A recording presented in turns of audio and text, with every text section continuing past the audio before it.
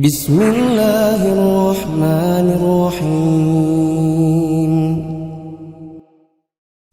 Ayo bawa harta ke surga. Dukung pembangunan sekolah Islam Mufid dengan donasi ke rekening atas nama Yayasan Muflih untuk Islam dan Dakwah. Bismillahirrahmanirrahim. Assalamualaikum warahmatullahi wabarakatuh.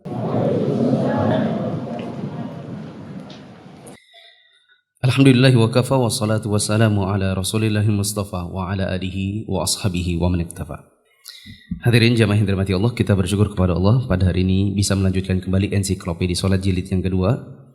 Masih dalam pembahasan qasar saat safar. Kita masih dalam pembahasan rukhsah atau keringanan tentang qasar.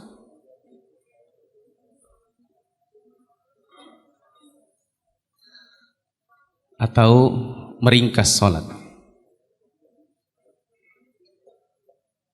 Meringkas salat saat safar.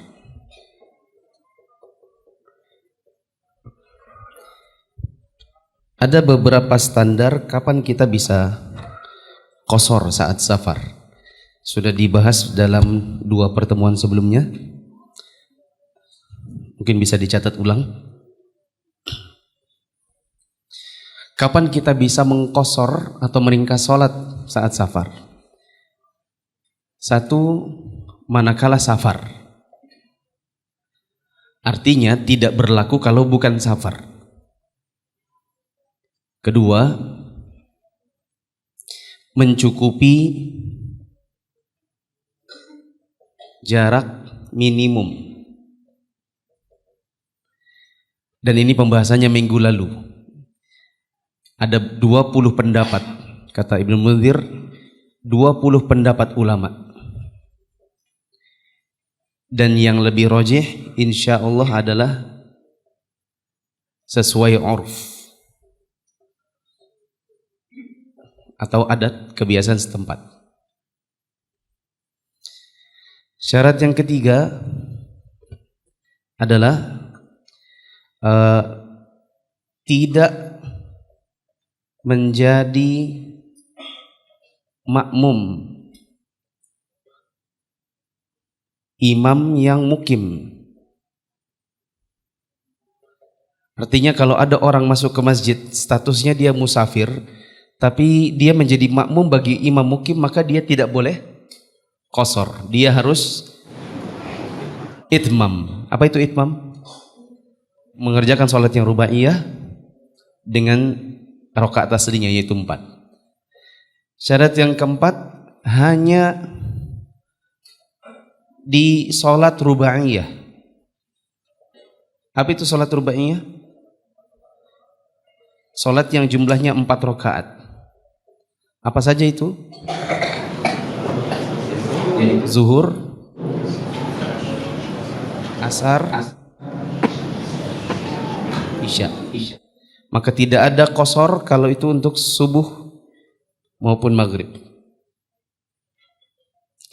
Kemudian yang kelima, nanti insya Allah ini yang mau dibahas, yaitu saat berangkat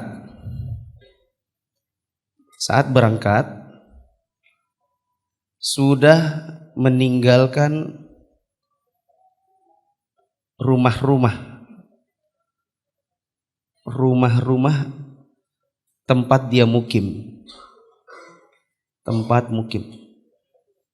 Jadi kalau orang Balikpapan, misalnya dia sudah lewat kilo 30-an, ya itu sudah baru boleh qasar. Saya tidak hafal banget rumah-rumah di Balikpapan ini berakhirnya kalau ke Samarinda itu di kilo berapa. Kalau kita lewat tol, begitu masuk tol itu sudah tidak punya perumahan. Standar yang keenam adalah saat pulang belum memasuki area rumah-rumah tempat mukim.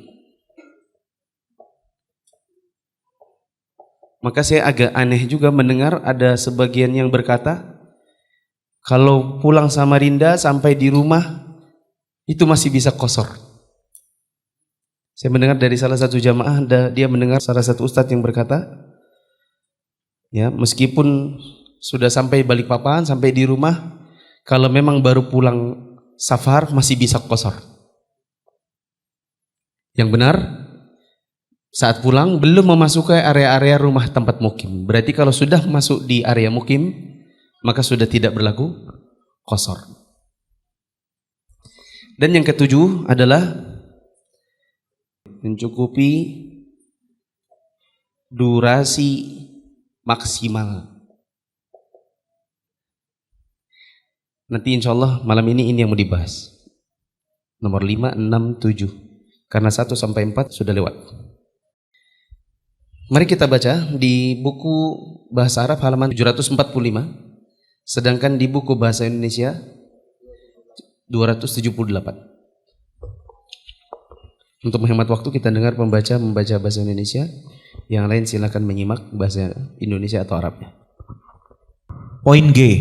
Seorang musafir boleh mengqashar salat jika dia sudah meninggalkan seluruh rumah yang ada di kampung atau kotanya selama perjalanannya itu menempuh jarak yang membolehkan qashar salat. Ya. Kita bedah dulu.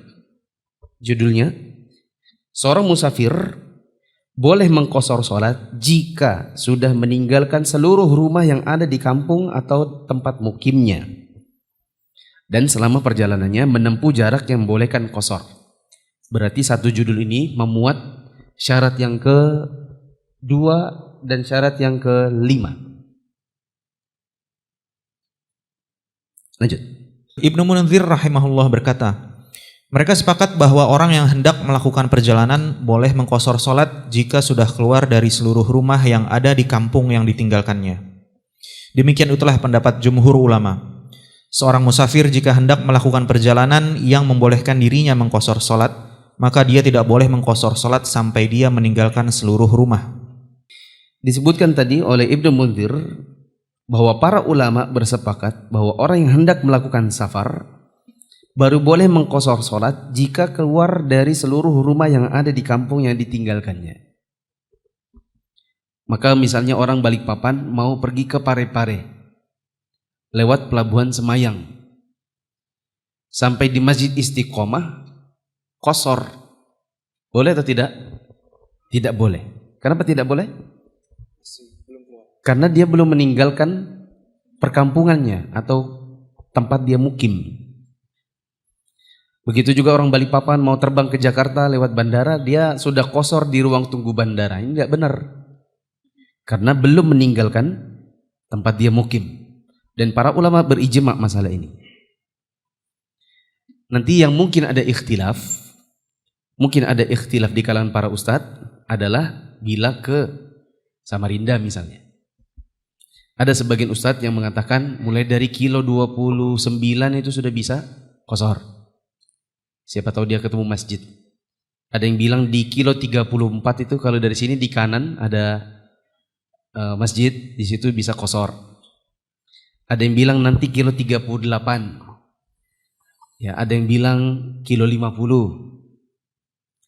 Memang ada ikhtilaf tergantung bagaimana sudut pandang ustadz ini memandang apakah sudah keluar dari perkampungan atau belum. Ya. Tapi kalau dalam masalah ini ya semoga kita bisa saling toleransi. Artinya kalau kita safar bareng kemudian ada yang baru mau mengqashar kalau kilo 38 silakan. Ada yang saya nanti aja kalau kita di kilo 50 baru saya mau qashar, silakan. Yang jelas kaidahnya sama-sama dipahami, sudah keluar dari rumah yang ada di kampung tempat dia bermukim. Lanjut. Anas bercerita, aku pernah menunaikan sholat zuhur 4 rakaat bersama Nabi SAW di Madinah dan 2 rakaat di Zulhulaifah. Ya. Kata Anas, aku pernah sholat zuhur waktu masih di Madinah, sholatnya 4 rakaat, berarti masih itmam. Tapi begitu sampai di Zulhulaifah, meskipun belum terlalu jauh dari Madinah, belum sampai puluhan kilo, ya mungkin itu baru sekitar 30-an kilo atau 40 kilo, belum sampai 100 kilo ya, belum sampai 78 kilo. Nabi sudah qashar. Kenapa demikian? Karena sudah meninggalkan perkampungan kota Madinah. Bahkan ada riwayat yang menyebutkan Nabi sudah qasar meskipun atap-atap rumah Madinah itu masih kelihatan. Tapi sudah jauh. Cuman dari jauh kelihatan apanya? Atap-atapnya. Artinya mereka sudah meninggalkan perkampungan itu meskipun dari jauh masih nampak rumah-rumah itu. Lanjut. Dalam sebuah lafaz disebutkan Rasulullah Shallallahu Alaihi Wasallam pernah mengerjakan sholat sebanyak 4 rakaat di Madinah dan sholat asar 2 rakaat di Zulhulaifah. Di dalam hadis di atas terdapat dalil yang menunjukkan bahwa orang yang berniat melakukan perjalanan tidak boleh mengqashar sholat hingga dia keluar dari rumah-rumah di kampung atau kotanya atau perkemahan kaumnya dan membelakangi semua itu. Ali radhiyallahu anhu juga bepergian dan dia mengqashar sholat ketika masih melihat rumahnya. Setelah kembali kepadanya ditanyakan, apakah ini Kufah? Dia menjawab, bukan sampai kita memasukinya. Jika seseorang bepergian setelah masuk waktu sholat, berarti dia harus mengqasharnya karena dia melakukan perjalanan sebelum berlalu waktu sholat tersebut. Ibnu Munzir berkata, seluruh ulama yang kami ingat bersepakat bahwa dia boleh mengqashar sholat tersebut. Demikian itulah pendapat Malik, Al-Auza'i, Asy-Syafi'i, serta As-Sabur Ra'i. Itu pula salah satu dari 2 riwayat dalam pendapat mazhab Hambali. Wallahu a'lam. Itu bacanya Ashabur Ra'i, bukan Ashabur Ra'i. Ashab. Baik, jamaah yang dirahmati Allah, pada paragraf yang 4 terakhir disebutkan di dalam hadis-hadis yang sudah berlalu terdapat dalil yang menunjukkan bahwa siapa yang mau melakukan safar tidak boleh qashar sampai dia keluar terlebih dahulu dari rumah-rumah yang ada di kampungnya. Dan saya kira ini sudah jelas, tadi saya sudah memberikan contohnya kalau orang Balikpapan lewat pelabuhan, bandara, dan juga lewat darat. Sebagai tambahan dari subbab yang baru saja kita baca adalah kebalikan dari masalah ini. Coba perhatikan di papan tulis nomor 5. Kalau disebutkan di nomor 5 ini bahwa saat berangkat kita baru boleh qashar jika sudah meninggalkan rumah-rumah tempat mukim, maka dibalik saat pulang kita masih bisa qashar selama belum memasuki area rumah-rumah tempat mukim. Berarti kalau sudah masuk ke dalam area perumahan, maka sudah tidak bisa qashar. Yang saya maksud di sini bukan perumahan misalnya orang BDI masuk perumahan BDI, bukan. Orang regensi nanti, oh saya sudah masuki gerbang regensi, bukan itu standarnya. Tapi daerah mukimnya. Berarti rumah-rumah Balikpapan maksudnya. Orang-orang Balikpapan, manakala dia sudah lihat rumah-rumah orang Balikpapan, maka sudah tidak bisa qashar. Maka kalau seandainya kita misalnya pergi ke Samarinda, pulang lewat rest area, selama masih di rest area kita sudah misalnya mengerjakan sholat zuhur atau asar, maka kita masih bisa qashar. Karena di rest area tidak ada area pemukiman. Begitu sudah keluar dari tol, masuk ke kilo 13 atau kilo 38, maaf 38, saya kira itu juga bukan area orang Balikpapan ya. Kalau sudah masuk di kilo 13, belok keluar, sudah masuk areanya orang Balikpapan. Tapi kalau di kilo 38 keluar dari tol, ada masjid mampir di situ, insya Allah masih bisa qashar. Sekarang kita akan bahas yang ketujuh. Syarat yang ketujuh di papan tulis. Apa yang disebutkan di papan tulis? Mencukupi durasi maksimal.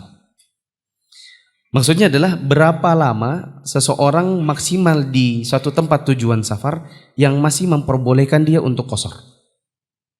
Ada yang bilang 3 hari, ada yang bilang 4 hari, ada yang bilang sebulan, ada yang bilang 20 hari.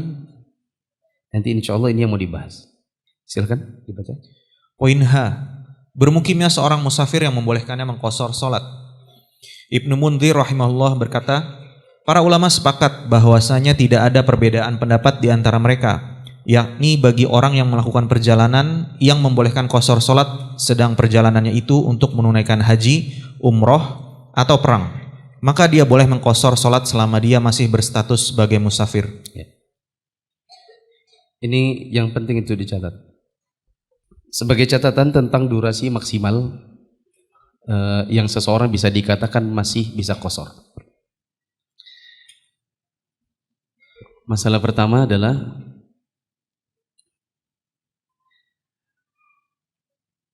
berapa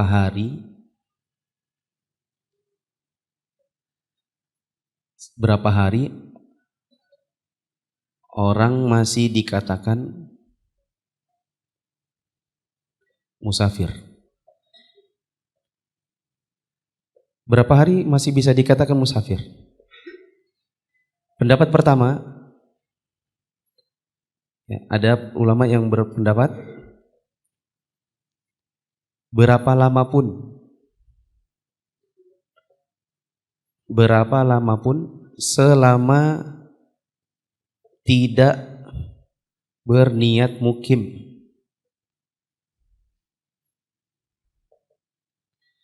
Pendapat yang kedua mengatakan kalau kurang dari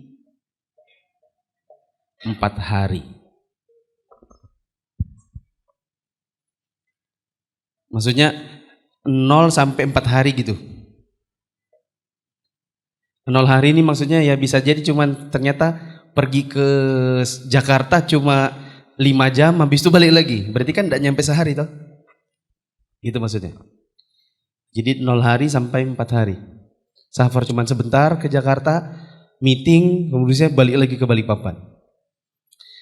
Jadi pendapat yang pertama mengatakan berapa lama pun selama tidak berniat mukim itu masih bisa dikatakan musafir. Kalau masih bisa dikatakan musafir berarti masih bisa qasar. Ada lagi yang mengatakan kurang dari 4 hari ini yang musafir. Kalau lebih dari 4 hari maka bukan musafir lagi. Misal ada orang Sulawesi datang ke Balikpapan.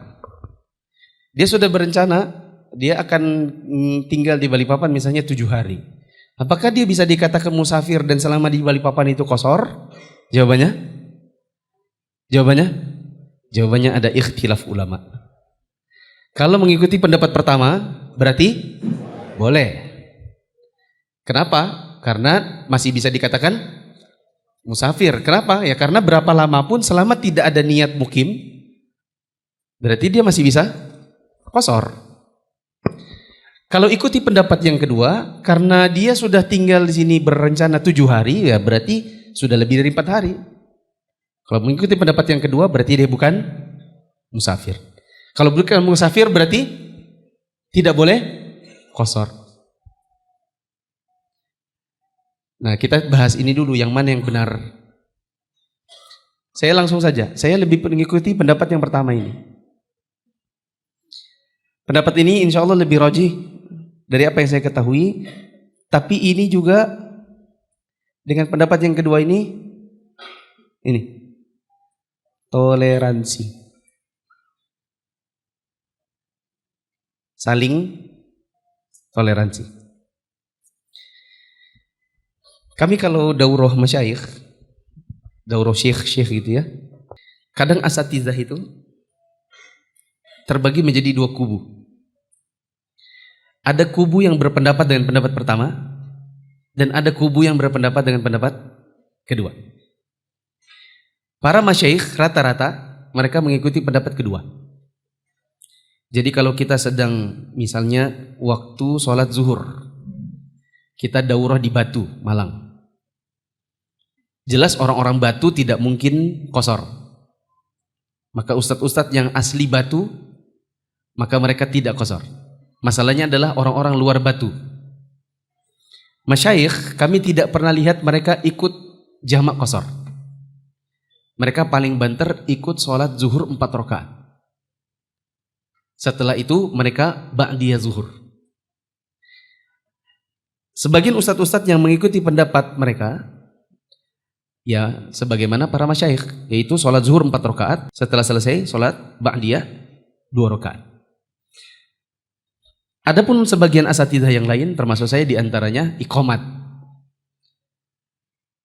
Ya biasanya yang disuruh iqamat itu ya saya.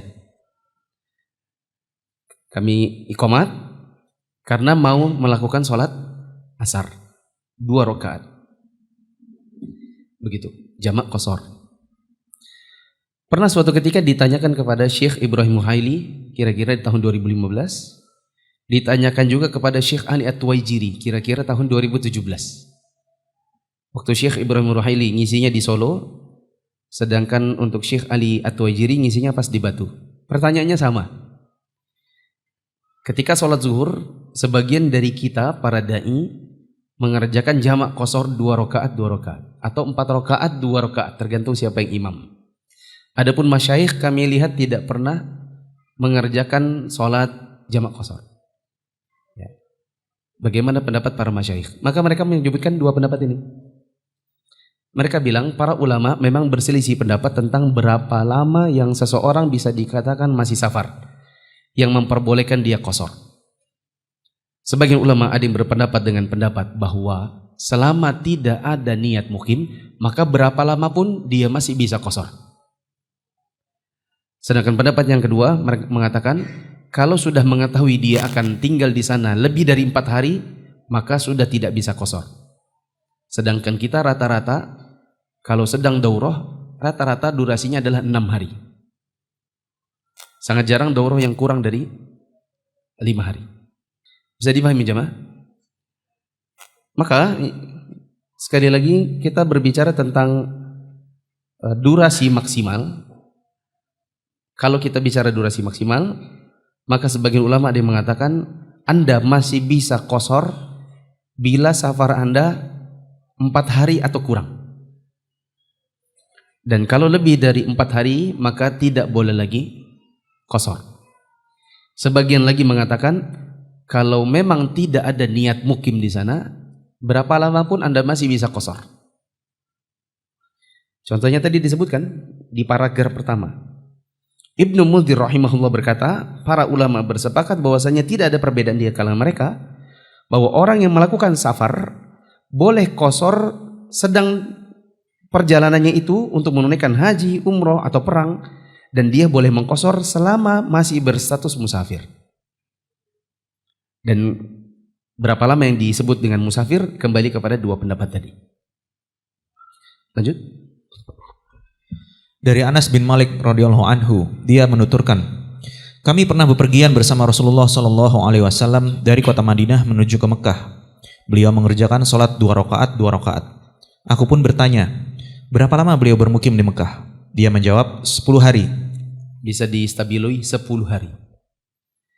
Dalam safarnya Nabi 10 hari beliau masih qashar.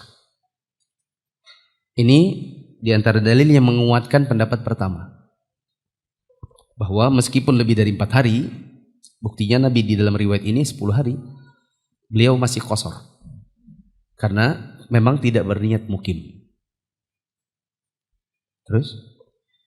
Ibnu Qudamah rahimahullah berkata, secara global dapat dikatakan bahwa orang yang tidak meniatkan masa bermukimnya lebih dari 21 sholat, maka dia boleh mengqashar sholat meskipun dia bermukim bertahun-tahun.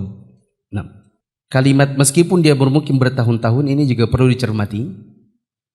Karena ada sebagian orang yang tinggal di suatu tempat bertahun-tahun, dan kalau ditanya apakah Anda berniat mukim, dia bilang tidak. Tapi kondisinya menunjukkan bahwa dia mukim. Contohnya orang Balikpapan kuliah di Jogja. Kuliah di Jogja, di sana kontrak rumah, kontrak kos-kosan, beli ember, beli gayung, beli lemari, beli kasur, motor bapaknya dibawa, mobil mamanya juga dibawa. Kira-kira itu mukim atau safar? Nah, masalahnya orang tuanya bilang, kalau nanti kamu sudah lulus, berapa target kamu lulus? Berapa tahun? Insya Allah 4 tahun. Setelah 4 tahun, kalau kamu sudah wisuda, kamu balik ke Balikpapan atau mau tinggal di sana? Dia bilang, saya mau balik ke Balikpapan. Berarti secara niat mukim atau tidak niat mukim? Tidak niat mukim menurut dia.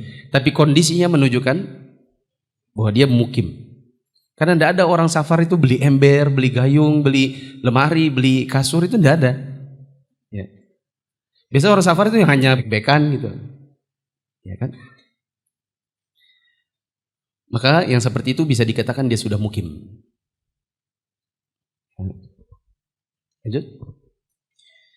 Tetapi jika dia berniat untuk bermukim di suatu negeri lebih dari 4 hari, dia harus mengerjakan sholat secara lengkap. Karena Nabi Shallallahu Alaihi Wasallam pernah datang di Mekah pada saat menunaikan haji wada, yaitu hari Ahad, dan di bulan Zulhijjah. Di sana Rasulullah bermukim pada hari Ahad, Senin, Selasa, dan Rabu. Kemudian beliau pergi ke Mina pada hari Kamis. Beliau tiba di sana, yaitu Madinah, pada pagi hari keempat. Lalu bermukim pada hari keempat, kelima, keenam, dan ketujuh. Beliau mengerjakan sholat subuh di Atbah pada hari ke-8. Beliau mengqashar sholat selama hari-hari tersebut, dan beliau berniat untuk tinggal di sana selama beberapa waktu. Jika seorang musafir berniat untuk bermukim seperti yang dikerjakan oleh Nabi Shallallahu Alaihi Wasallam, maka dia boleh mengqashar sholat. Jika dia bermukim lebih lama dari itu, maka dia harus mengerjakannya dengan lengkap, yaitu 4 rakaat. Ini adalah riwayat yang mendukung pendapat kedua. Nabi pernah dalam haji wada, maka beliau qashar karena beliau di sana hanya 4 hari. Hanya 4 hari.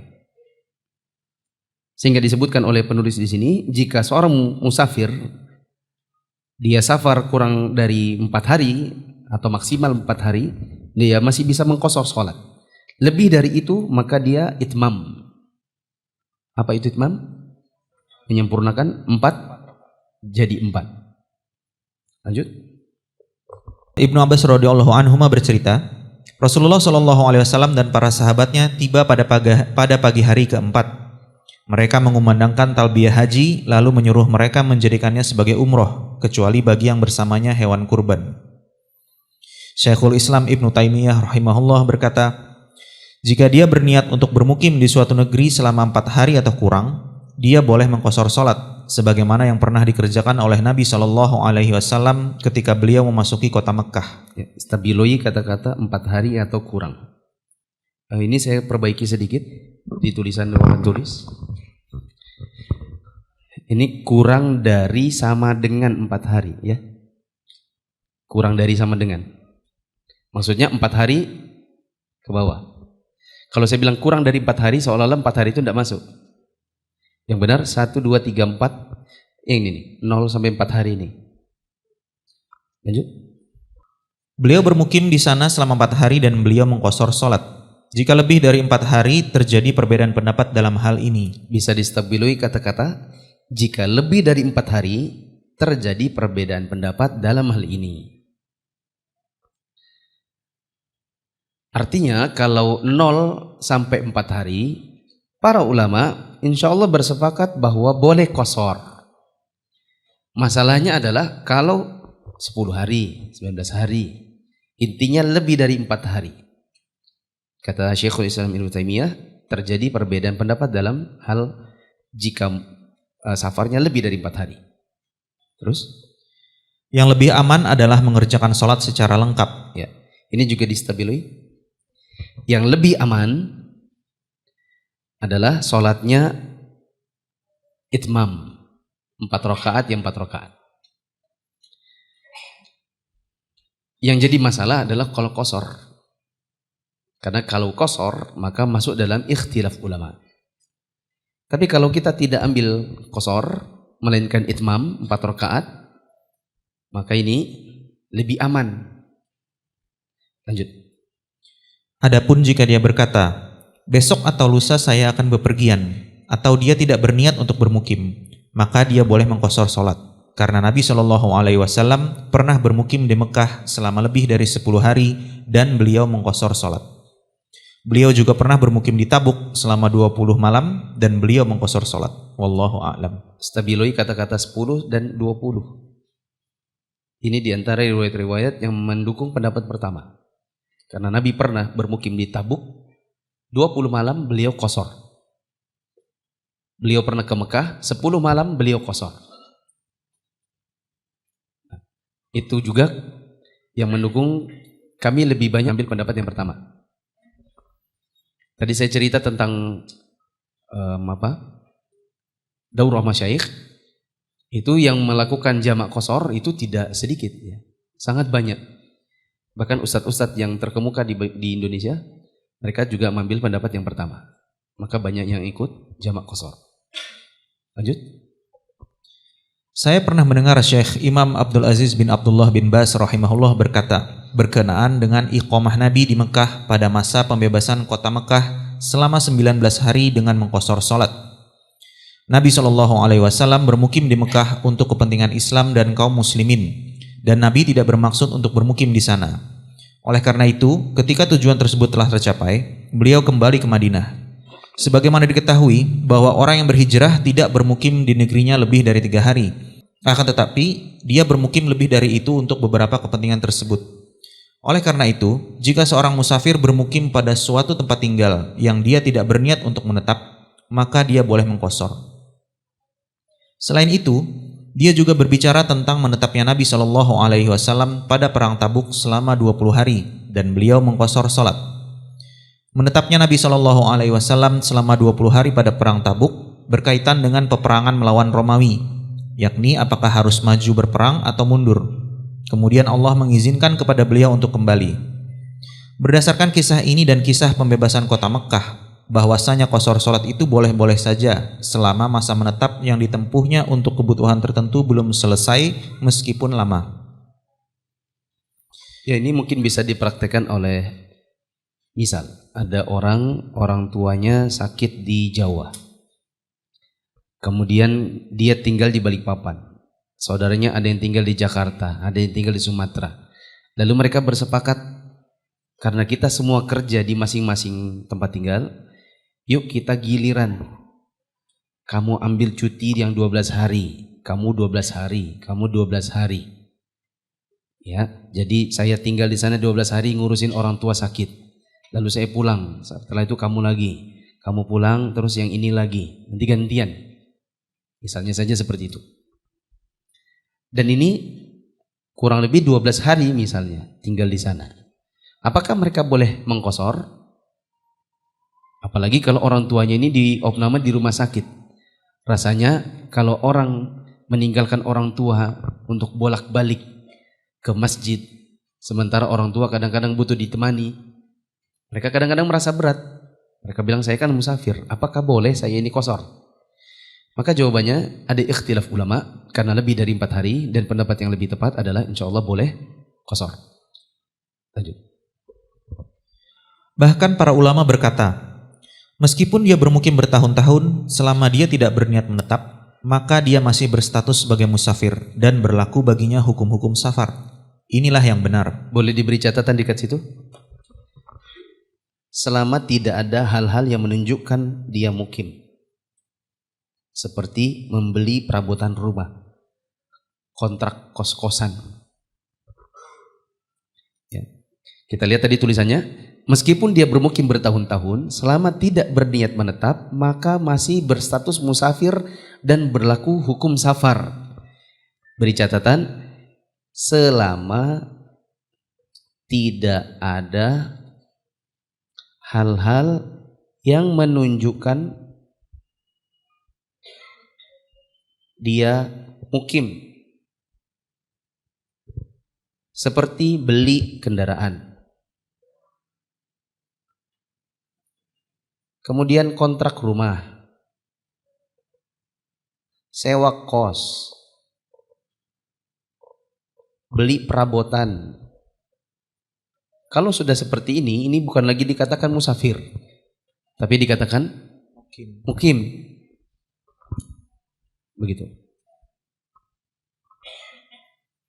Lanjut. Adapun jika dia berniat menetap, para ulama berbeda pendapat mengenai lama bermukimnya. Apakah ditetapkan 20 hari, atau 19 hari, atau 3 hari, atau 4 hari. Mengenai hal tersebut, terdapat beberapa pendapat. Pendapat yang terbaik adalah yang menyatakan 4 hari, karena itulah lama menetapnya Nabi SAW ketika menunaikan haji wada. Jika menetapnya diniatkan untuk menetap lebih dari 4 hari, maka dia harus mengerjakan sholat secara lengkap. Jika diniatkan untuk menetap selama 4 hari atau kurang dari itu, maka dia boleh mengqasar. Pendapat itu pula yang dikemukakan oleh Asy-Syafi'i, Ahmad, dan Malik. Dengan pendapat ketiga ulama tersebut, tersusunlah dalil-dalil, dan itu menjadi benteng dari permainan umat manusia. Inilah yang lebih aman, sebagaimana yang dikemukakan oleh jumhur ulama, yaitu 4 hari. Karena yang lebih dari 4 tidak masuk dalam kategori, sedangkan yang kurang dari 4 termasuk dalam kategori ini. Dengan demikian itu, seorang muslim dapat keluar dari perbedaan dan meninggalkan apa yang meragukan dirinya menuju apa yang diyakininya. Allahu a'lam. Ada catatan kaki yang penting, nomor 114.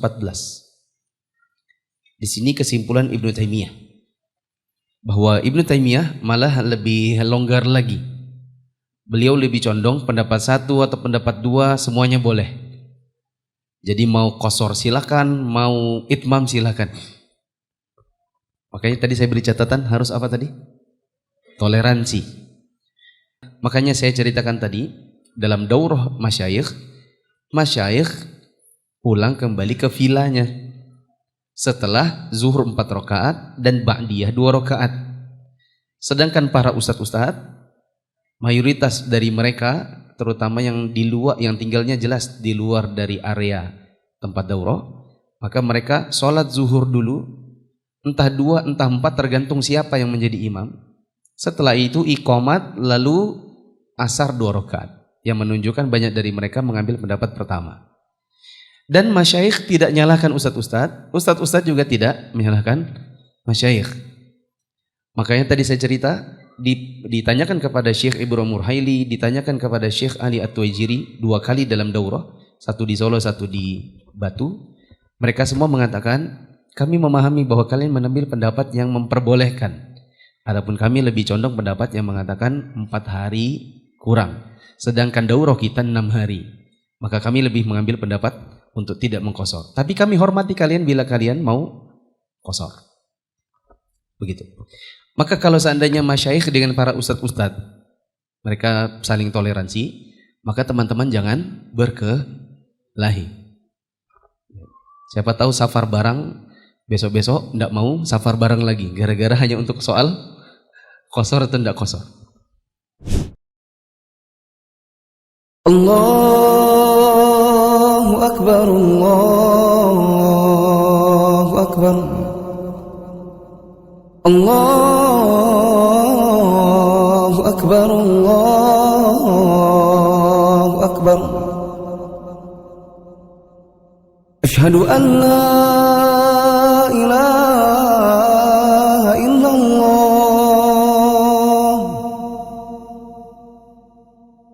asyhadu an la ilaha illallah,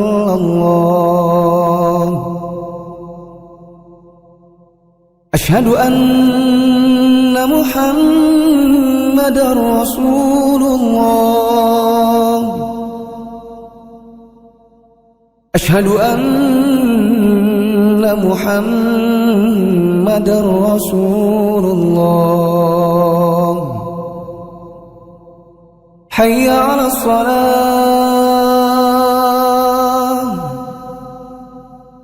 hayya 'alas salah, hayya 'alal falah, hayya 'alal falah. Allahu Akbar, Allahu Akbar, la ilaha illallah.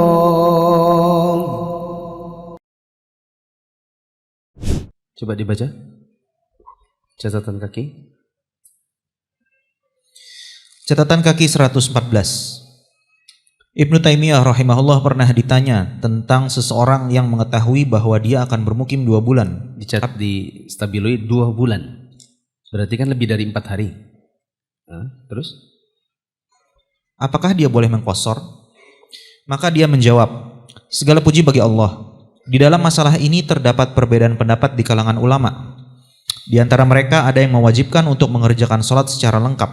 Tetapi ada juga di antara mereka yang mewajibkan qasar sholat. Yang benar bahwa keduanya berlaku. Distabili kata-kata yang benar bahwa keduanya berlaku. Berarti bagaimana? Barang siapa yang mau mengqasar tidaklah dilarang, dan yang hendak mengerjakannya secara lengkap pun tidak dilarang. Ya, distabili semua berarti. Barang siapa yang mau qasar silakan. Siapa yang mau itmam silakan. Sebagaimana tadi saya sudah ceritakan tentang masyayikh dan para ustadz saat mereka daurah. Terus Selain itu, mereka juga berbeda pendapat mengenai mana yang lebih afdol di antara keduanya. Barang siapa yang masih menyimpan keraguan dalam membolehkan qasar salat dan ingin bersikap hati-hati, maka mengerjakan salat secara lengkap adalah lebih afdol. ini juga distabiloi. Siapa yang ragu tentang pendapat pertama yang membolehkan qasar lebih dari 4 hari, maka ya silakan. Kalau mau berhati-hati, silakan kerjakan saja salat itu lengkap, itmam. Wallahu a'lam bishawab. Saya ringkas, jemaah perhatikan di papan tulis. Kapan kita boleh mengqasar atau meringkas salat saat safar? Yang pertama adalah waktu kita sedang safar. Maka kalau tidak sedang safar, tidak diperbolehkan untuk qasar. Maka tidak ada qasar untuk orang Balikpapan di Balikpapan. Yang ada adalah saat mereka safar. Yang kedua, baru boleh mengqasar apabila mencukupi jarak minimal. Dan soal jarak minimal ada 20 pendapat ulama. Yang rajih sudah minggu lalu sesuai urf. Bila urf setempat mengatakan sudah cukup jarak minimal, artinya di sana dikatakan boleh qasar, maka boleh qasar. Yang ketiga adalah tidak menjadi makmum imam mukim. Maka kalau orang Balikpapan safar ke Samarinda, sampai di Islamic Center misalnya, imam Islamic Center sholatnya 4, bolehkah dia qasar? Boleh tidak diqasar? Tidak boleh, karena dia menjadi makmum. Yang dia baru boleh qasar kalau dia yang jadi imam, atau dia sholat sendiri, atau jadi imam buat sesama musafir. Yang keempat, dia baru boleh qasar hanya untuk sholat rubaiyah yang 4 rakaat, yaitu zuhur, asar, isya. Tidak boleh qasar untuk subuh dan maghrib. Yang kelima adalah saat berangkat sudah meninggalkan rumah tempat dia mukim. Sudah tadi penjelasannya. Saat pulang belum memasuki area rumah-rumah tempat dia mukim.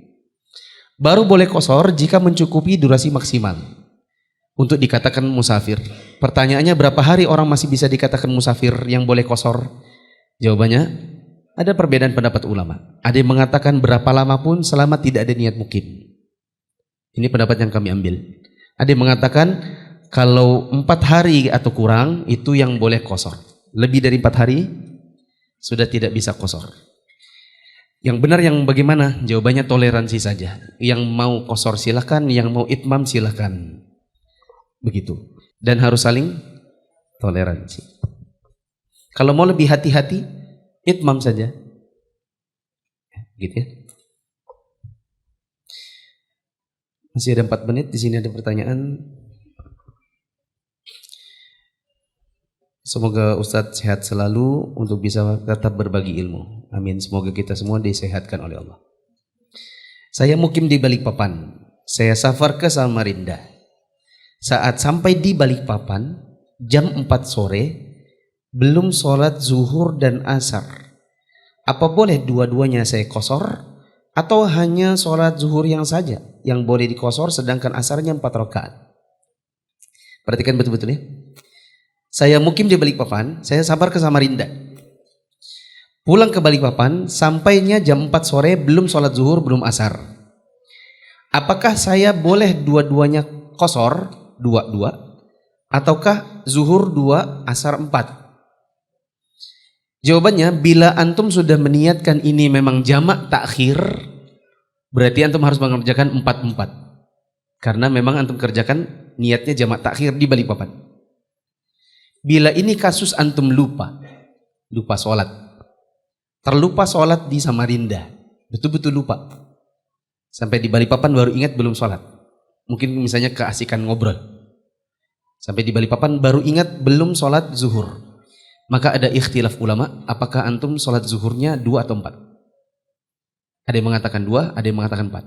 Yang mengatakan 2 karena antum ngutang memang cuma 2 di Samarinda. Adapun yang asar harus tetap 4. Harus tetap 4 karena yang antum lupakan hanya sholat zuhur. Tapi saya kira secara umum kita itu tidak mungkin lupa sholat di Samarinda. Secara umum ini bukan soal kasus lupa, melainkan kasus memang niatnya jamak takhir.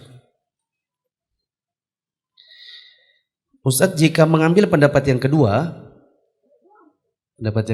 berarti yang kurang dari 4 hari dan safarnya 6 hari. Jadi dia safar 6 hari tapi mengambil pendapat yang kedua. Apakah di hari yang pertama tetap melakukan qasar dan sisanya itmam, ataukah sedari awal itu langsung itmam? Jawabannya sedari awal itmam.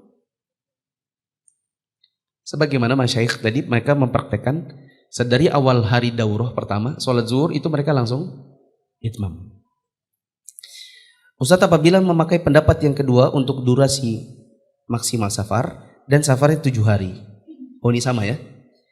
Apakah 0 sampai 4 harinya qasar, sisanya itmam, atau dari 0 sampai 7 hari semuanya itmam? Jawabannya dari awalnya itmam.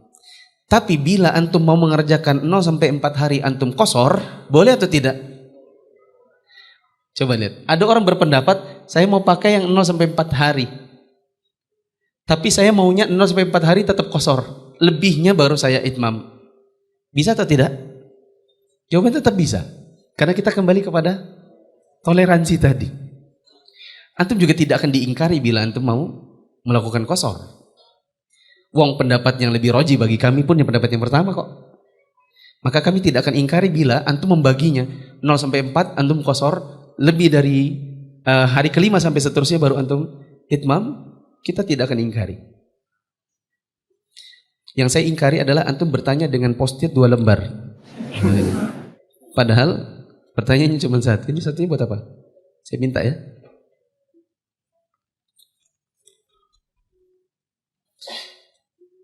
Waktunya salat isya. Ini pertanyaan datang belakangan, berarti dijawab insya Allah 2 minggu lagi, karena minggu depan insya Allah libur, karena beralih kajian ke talk show di Islamic Center. Insya Allah saya dengan Ustadz Rafi'i Hafizahullah ngisi di kegiatan namanya Muslim Vibes. Mungkin teman-teman bisa ke Muslim Vibes di Islamic Center hari Ahad yang akan datang. Subhanakallahumma wa bihamdika asyhadu an la ilaha illa anta astaghfiruka wa atubu ilaik. Wassalamualaikum warahmatullahi wabarakatuh.